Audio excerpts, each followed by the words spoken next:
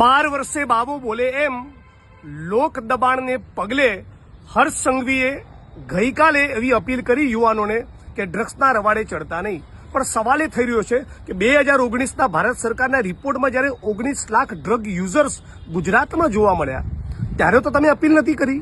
રાજ્યના મુખ્યમંત્રી પણ અપીલ નથી કરી રહ્યા. અચાનક તમને કેમ મન થયું ગુજરાતની વર્તમાન પેઢીને અપીલ કરવાનું? આટલા વર્ષો સુધી તમે શું કર્યું? તમને બ્રહ્મ જ્ઞાન છે હમણાં પ્રાપ્ત થયું?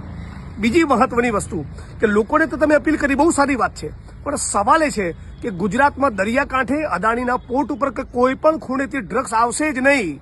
ના રહેગા બાંસ, ના બજેગી બાંસુરી. ડ્રગ્સ આવે નહીં અને ડ્રગ્સના રવાડે કોઈ ચડે નહીં. આવું તમે સુનિશ્ચિત કરવા માંગો છો? આની ગેરંટી કેમ નથી આપતા? કયો એ મંત્રી છે જે ડ્રગ્સમાંથી કમાઈ રહ્યો છે? આ સવાલ ફરી ફરીને પૂછવા માંગુ છું. બીજું, ચરસના ગાંજો નહીં લેવાની અપીલ કેમ નથી કરતા? કૂટણખાનામાં નહીં જવાની અપીલ કેમ નથી કરતા? કેમ નથી કહેતા કે ગુજરાતની અંદર 33 જિલ્લામાંથી એક પણ જિલ્લામાં દારૂના અડ્ડા નહીં ચાલવા દઉં? આ પણ અપીલ કરો ને.